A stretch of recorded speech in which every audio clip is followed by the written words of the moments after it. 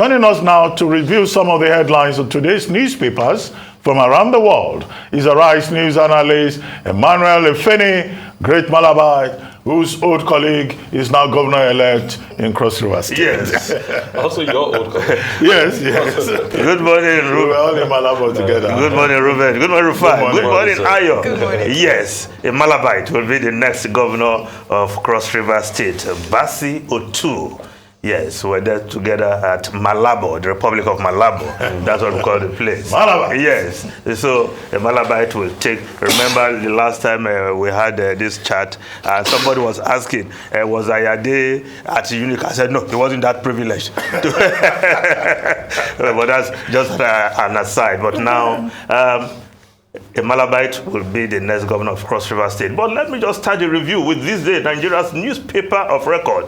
I will start with the window story. EU laments widespread violence during Goba Houses of Assembly polls. Reveals 21 killed in Saturday's election. Urges immediate action to prevent relapse of Nigeria's democracy. Yes, the European Union giving the verdict of its observer mission yesterday. Of course, sad commentary, you want to say 21 persons died on election day. The ambition of anybody is not worth any Nigerian's blood, but 21 persons have lost their lives. Our hearts and sympathy to the families of those who lost their lives during that election. Now, the parties are complaining. Below the masthead, Bauchi Goba poll, INEC must probe cases of overvoting, Beavers compromise, says APC. Talking about Bauchi Gubernatorial poll, which was won by the PDP. The incumbent governor of Bauchi State, yes, Bala Mohammed. Yes. Your colleague? Yes. Former news agency yes. of Nigeria. I was just trying to get it. Bala Mohammed. Yes. He won the election, the re-election in Bauchi State. Former Democrat. Yes. He was in the Democrat, then he was later an editor with News Agency of Nigeria. Yes. So that's a journalist there. Yes. You so know, yes, don't worry, Ruben. To get to our turn, don't worry, Ruben. So he won there, but the APC is complaining about that result, and they want INEC to probe cases of overvoting and Beavers compromise in Bauchi State, in Zamfara State. Matawali trounced in that election as announced by INEC. Again, another lesson for politicians who hop from platform to platform. He was elected as a PDP governor, jumped ship, and of course his deputy refused to move with him. Quite instructive that he was on his own. And now in the election, the incumbent has been defeated in Zamfara State. That's Matawali. Just below that story, INEC security agencies frustrated our target of winning 20 states. Ayu cries out, describe gubernatorial election as a rape of democracy, frustration of popular will, warns electoral body against inviting anarchy on Nigerians. Of course, in Zamfara State, which I mentioned earlier, Matawali, the incumbent governor, lost, while in Bauchi State, the incumbent won. And the case of Zamfara, quite instructive. You use the platform of one party to win an election, and you jump ship midway. His deputy then refused to join him in that decamping. And today, the man has lost. He was defeated by the PDP candidate in Zamfara. Now, the lead story of this day, APC sustains momentum, retains Kaduna, Borno, Nasarawa, Cross River, Ebonyi, Niger. Yes, recovers Benue, loses Kano to NNPP, PDP reclaims Plateau, wins Rivers, Bauchi, Delta. INEC suspends collation in Abia. Enugu declares Adamawa poll inconclusive. PDP's Agbu Kefas finally declared winner of Taraba poll. Opposition parties, candidates protest results in many states. Now, the the Nigerian Tribune newspaper also reporting on the governorship polls, NNPP flips Kano, PDP takes Plateau, APC wins Benue. Yes, the Daily Trust also reporting the same story. NNPP wins Kano, APC in Kaduna, Niger, Benue, Nasarawa, Borno, Ebonyi, Cross River. Now, the Kano result is very interesting. Of course, no prize for guessing that NNPP likely to take that vote. If you look at the figure there, polled by the winner of that election, Abba Kabiru Yusuf of the NNPP, 1,019,602 votes. Kano has 5.9 million registered voters. Come to Lagos with just over 7 million registered voters. And look at the figures. If you compare the figures there, what Abba Yusuf scored is almost equivalent to the first three candidates in Lagos. Right? Now, the runners-up in Kano scored 890,705 votes, more than what Sanwo-Olu got. Yes, more than what Sanwo-Olu got as the winner in Lagos. Now, politicians in Lagos, they like shouting, we have the highest number of registered voters. But when you use voter suppression as a strategy, this is what you get. This is what you get. Just to compare the figures, look at the turnout in Kano. Perhaps nobody profiled anybody in Kano. Nobody threatened anybody in Kano. And you can see the votes. I just thought I should bring that to the fore, and so that we look at how voter suppression has affected Lagos, the state with the highest number of registered voters. Now, if we just look at, of course, the Vanguard newspaper reporting, Sheriff Fubara Winfuru Zulum Matwang, others emerge governors. Of course, Sheriff Oborewori is the governor-elect of Delta State. It was announced yesterday. He defeated his closest rival, Senator Ovie Omo Agege. Yes, Rufai, you were trying to say, Okpe, we don't do Okpe Local in Delta State. Okpe is one of the 24 clans in Urobo land. So an Urobo man has emerged. Yes, it's from the Okpe area. I am from Ulomu. So we have clans. So we don't do Okpe Local in Urobo land. Just to put that in context, we don't want you to come and divide us with those kind of divisive tendencies. But Sheriff Oborewori is the governor-elect. Was he endorsed by the UPU? Well, all the candidates were sons of UPU, so it would have been out of place. Who did the UPU endorse? No, the UPU did not come out to endorse anybody in that election because all the candidates were Urobos by tribe. So why would the UPU come out to pick one out of your many sons? So they did not do that. They allowed the electorate to vote. As for factors responsible for the victory of Sheriff Oborewori, yes, Oborewori, I'm sure analysts having difficulties pronouncing because you've been mispronouncing all day. So I want to get the correct pronunciation. Oborewori, yeah, that's it. That's the correct pronunciation. Now we'll continue to analyze factors responsible for his victory. The Okowa factor, yes, the incumbent governor, Sheriff Oborewori, was his peak of all the lot of the aspirants on the PDP. At the PDP Congress.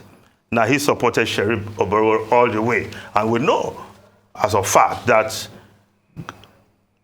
James Ibori, the father of PDP in Delta State, and I don't know whether that still subsists, until very recently, wanted, of course, his former finance commissioner, David Edewie, but Sheriff Oborewori picked the ticket, and of course we can't forget the legal battle that went all the way to the Supreme Court. Now the question will be, the Ibori political family, what's going to happen to that? Is it still intact, or there's a new political family headed by Ifeanyi Okowa? Or will they reconcile and come back together? Don't forget that James Ibori's daughter, of course, will be representing the Ethiopia Federal Constituency as a PDP rep in the House of Representatives in the 10th National Assembly. So what's going to happen to that family? Is Ogara still the political maker, or it has shifted to Owa Oyibo? Pretty much. So I'm sure these are some of the fallouts. Ruben will call it the subtext of the outcome of the election in Still Ogara. Delta State. Still Ogara? Yes. That's what you're saying? Oh, yes. Okay, but there's a Because of a lot of Ibori people, the likes of former Governor Iweta Onoa, Yes. all of them still rallied around the PDP. So Yes. despite the fact that Odigbo Igbo himself was upset, Chief James Onanefe Ibori, Yes. you know, there was still a lot of ground support among the PDP folk, despite the people that left. Okay, So don't it's still forget that pretty much I was on ground for almost 5 days. I can also tell you that there were a lot of Ogidigbo followers in PDP who worked for Ovie Omagege, but I don't have to go into details as of that. But that is the situation in Delta State. But we don't want to reveal family secrets. Ruben, I was on ground. But you know, you were talking about, I know it was Frank Cheche was the impact of the appearance of the debate. Well, it could have given Ovie Omagege an edge. And he was primed to come because he's one of the contacts to him told me we are ready as at 11:30 p.m. the previous day that we have asked him to cancel all his appointments. He's prepared, he's going through his manifesto. And they told me, Rufai, the kind of question you would like to ask, that he was prepared to answer the question about maize. Only for them to chicken out. So the reference to the absence of sheriff was just a good alibi to put forward. Out of curiosity, did any APC candidate actually attend any debate? So was it a party decision? Because here in Lagos State, the APC candidate didn't turn up for the debate, right from presidential. No, but Toyeko attended in River. Yes. Toyeko participated I don't actively in debate. Yes, because it was an opportunity for them to Senator expose ideas. Omagege. We know he's a lawyer. Yes. He's fluent, could have just sold himself to the Delta people, but he decided to juxtapose himself. If Sheriff don't come, I won't come. Well, that was what the letters we read. So, so much for debate and its impact on the outcome of Delta election. I don't want to place too much emphasis on that. Now, the report I saw in the Tribune newspaper, the Nigerian Tribune, Folari congratulated Sheyi Makinde, yes. Nigerian Tribune newspaper, if you put that up there, Folari congratulates Makinde, yes. The victory of Sheyi Makinde, clear, crystal clear. And of course, he's a very popular governor in Oyo State on account of his performance. Despite his G5 activities, he was still able to hold his own. Despite his support for the APC candidate in the presidential election, he was able to hold his PDP side when it comes to the governorship election. So congratulations to Sheyi Makinde, because the APC candidate has already congratulated him. Of course, we know what is happening in Lagos, where the Labour Party candidate has said, I'm not going to congratulate Sanwo-Olu. Perhaps he's going to fight it all the way through the tribunal, perhaps all the way to the Supreme Court. But if I just go back to Delta, let's not say Uhuru yet, because Ovie has said, Senator Ovie Omagege has said he will be challenging the result. And challenging result in Delta State, has a history. Once successfully, Ogbolu challenged Udwan's election, and of course, Udwan had to step aside for the speaker to run the state for a few months before the rerun was done, and of course, Udwan won again. Now, for Ovie, he has a history of also success at the tribunal. Yes, you remember his own senatorial election. He went all the way to the appeal court where he won. His challenger, I think it was Amori, Senator Amori, was to go to the Supreme Court. Yes, he was to go to the Supreme Court. But before he could do that, Obioma Agege has been elected as the Deputy Senate President, and Robos felt, please, don't spoil our chance. Even if you succeed, you won't be Deputy Senate President. Leave this boy alone. That was how the case ended at that level. So Ovie will be encouraged by his success in the past, perhaps, to go to challenge this election at the tribunal. But what are the facts? Does it have enough grounds to upturn the election of Sheriff Oborewori, the new sheriff in town? The man is in Delta, they say he has street credibility. I don't know what that means, really. You know the meaning of his name. What is yours, pretty much. Yes. That's what Oborewori means. Yes, so let's see how it pans out. Ruben Rufai and Ayo. Your point about Lagos and Kano. Yes. Trying to compare the turnout. The figures. Yeah, I don't think it's, white and black in that manner. Kano has, I think, 48 local governments. And the voters figure there was quite, quite on the high side. So there may have been greater enthusiasm in Kano because there was no report of, voters being attacked, ethnic profiling in Kano in that election. So it may be wrong to say, in Kano, this person won with such a huge number compared to... no, but the point I was making, Ruben, is that voter intimidation, voter suppression is a strategy in Lagos. That's why we don't get so much votes compared to the registered voters. Lagos has the highest number of voters. But if you look at it historically, there has always been higher voter turnout in the north, particularly in Kano. So what is responsible for that is another matter entirely. And what the international observers and local observers are saying, you refer to the European Union Observer Mission. Report, yes. Incidentally, the European Union, praised civil society and particularly praised the media for providing information, for doing its job, for helping to deepen the standards of democracy. So where the professional political elite will seem to have failed, journalists will seem to have done a much better job, even if in parts of the country, they were intimidated. In Rivers, in many of the polling units, journalists were denied access, even when they provided proper identification. In Lagos, Arise News journalists, News Agency of Nigeria journalists, journalists from the African Independent Television were also intimidated. But it is important to note that in the face of all of this, civil society, including the various NGOs that deployed observers, stood firm to defend the interests of the people.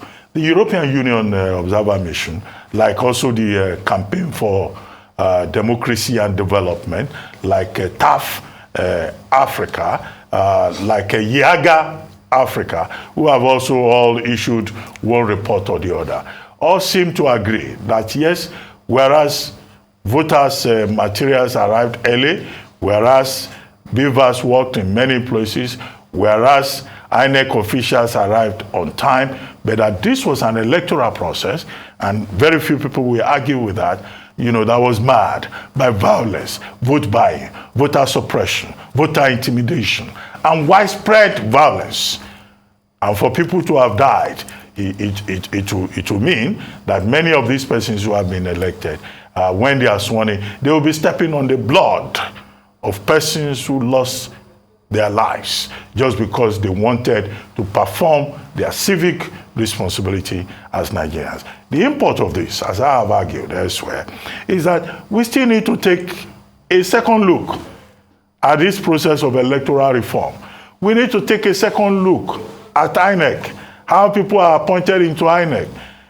The Waste Commission, recommended that, look, for INEC to be independent, they should not be members at all levels, should not be appointees of the ruling government, so that there can be some kind of distance, even if ecstatic, but real. But when you have reports that this person was nominated by this person, that person was nominated by that person, Nigerians are very strong on loyalty. They will say, this is the person that gave me food. I must serve his purpose. So these are things we still need to look at. Even this Electoral Act 2022, we have seen that there are omissions there. And the 10th Assembly will have to look at that. And finally, the 10th Assembly will have to go back to this issue about electoral offenders bill. If people are not punished, they will continue with their impunity. And the reign of impunity is a major crisis that we have seen, in addition to the lack of transparency on the part of INEC, which is a big problem. And finally, I hope we will all find a way to heal, to reconcile. I know that, those who have quarreled on ethnic grounds and all that, nobody is going to run away for anybody. We still have to make peace and ensure that this country survives, while we work on the bigger project of deepening our democracy. Ruben, Mama Chinedu will continue to sell her Indomie in Lagos. Those who enjoy it will continue to go there to buy. We continue to sell Indomie in Lagos. Absolutely. Thank you very much, Emmanuel.